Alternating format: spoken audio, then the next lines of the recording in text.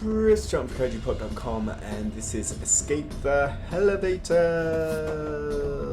It's a point-and-click adventure in a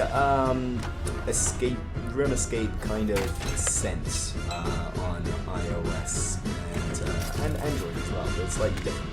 If you want to get it on iOS, it's a couple bucks. If you want to get it on Android, then you get the first episode, nothing, like the tutorial, and then you have to pay for the rest. I'm not very far into this, so I don't want to spoil anything either, because there's kind of a bit of a cool story to it. So I'm gonna go with just doing the second episode here, and I won't be so stupid. So this is, first of all, presented in a brilliant sort of schlock. It's a combination of, like, I don't know, I guess sort of, schlock horror movie meets these sort of these comic book cutscenes that with kind of real photos in that look a little bit Max Payne-ish, which is kind of awesome.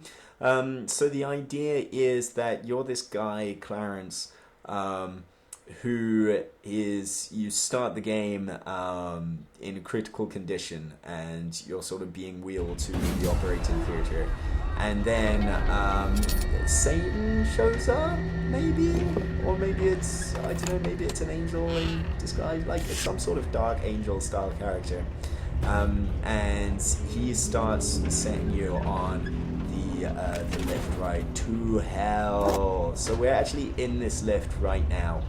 Here, there. I can't open the window. And you can actually see, if you look down now, you can see the lift we're going down. If you look up, we're going down this lift shaft. This lift shaft never ends, so it's alright. You're not under any time constraints. It's just you're in this sort of guy's warped mind, which is falling to his death. And basically, your guy Clarence is not a very nice boy. He's done some terrible things.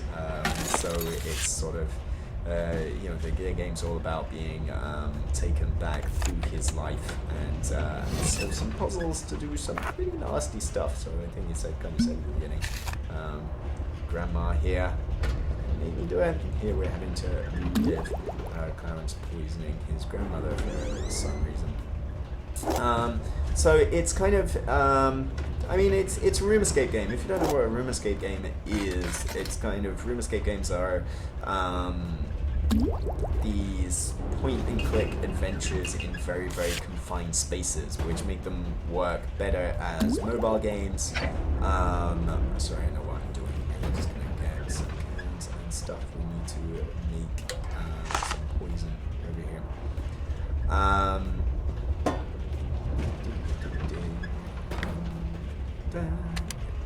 Yeah, all the things.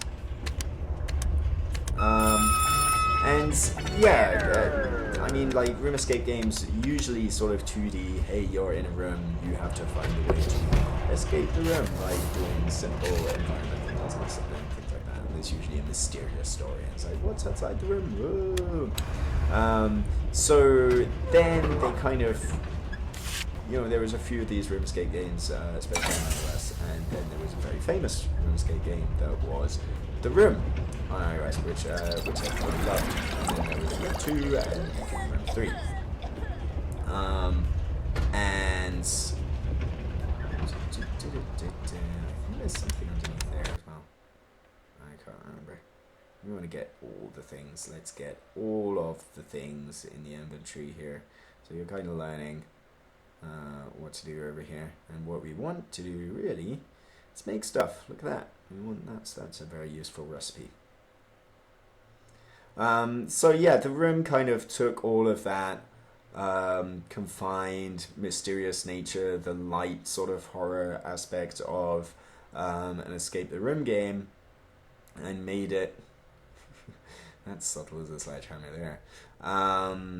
And it kind of made it very prettified and put it in 3D and really took advantage of touch in a way that most games didn't, by having you sort of unscrew things, but finding a screwdriver somewhere and having to actually unscrew that stuff and really get in there and interact with some of the scenery, which is rad. We want to thaw this piece of meat.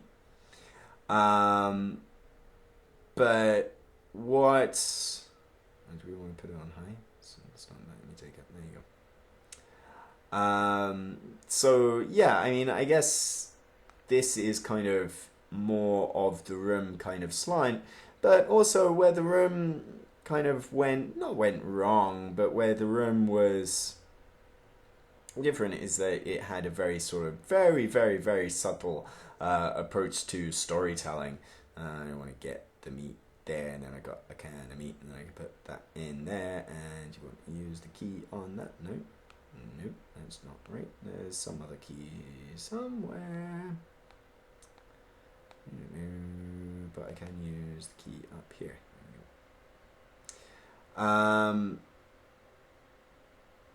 Yeah, so I mean, the room had this very sort of very subtle story approach. It wasn't very explicit in its story. It didn't drip feed you this stuff. It kind of let you figure out a lot of stuff on its own. Whereas in Escape the Hellevator, it's very much explicit and very much telling this sort of B-movie style story here in a sort of, I guess it's it's a Twilight Zone-ish tale that this game is telling. So here, if I look down here, I want to phone that phone number over there, 675-2811.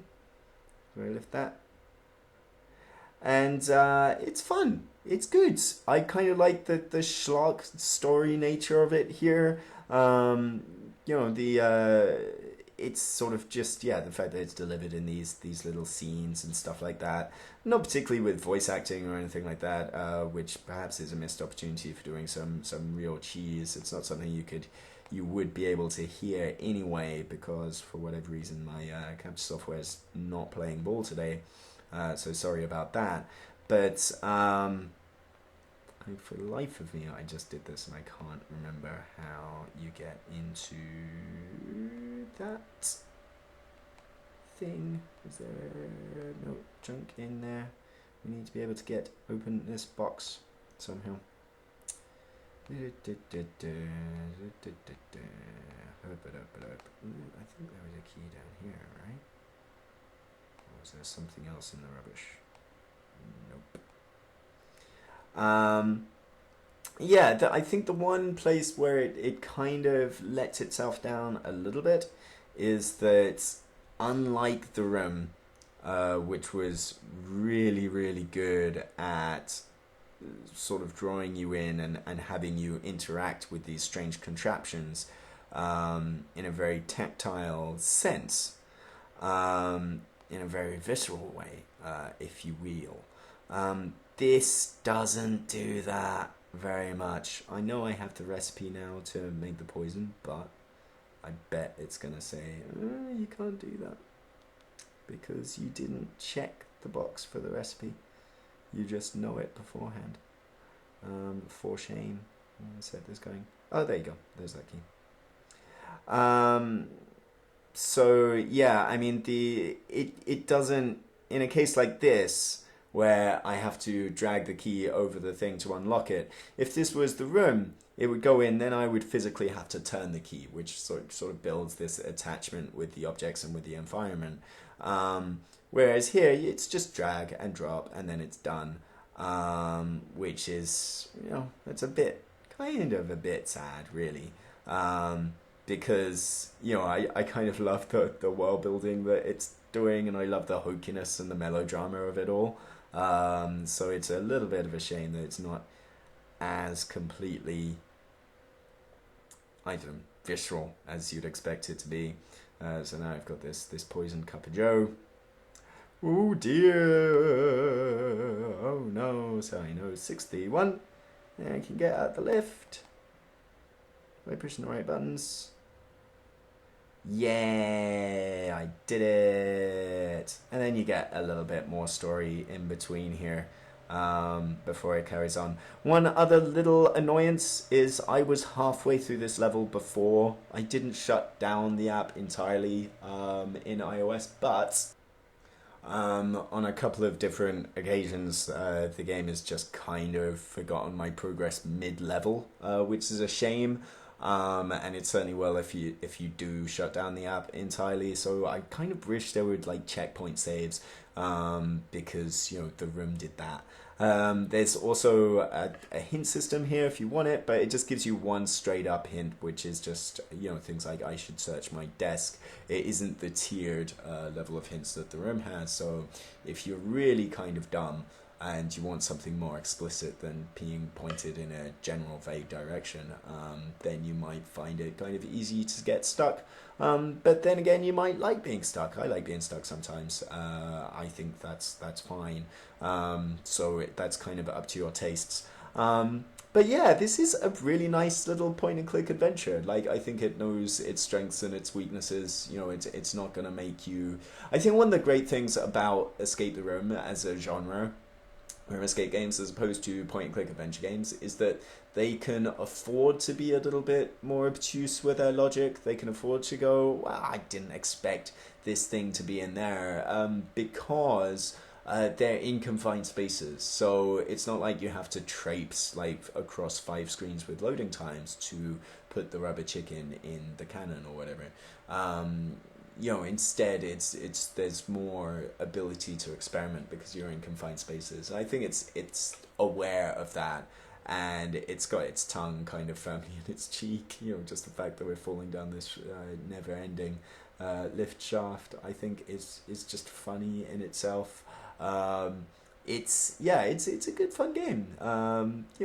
It's pretty cool. Certainly if you've finished The Room and The Room 2 and you're looking for something like it with a little bit of a slightly lighter edge, in a grim sense, in a B-movie dark comic sense, then check out Escape the Hellevator, I beg your pardon, right now on your iOS and Android. Chris John for KaijuPop.com. Thanks for watching. Bye.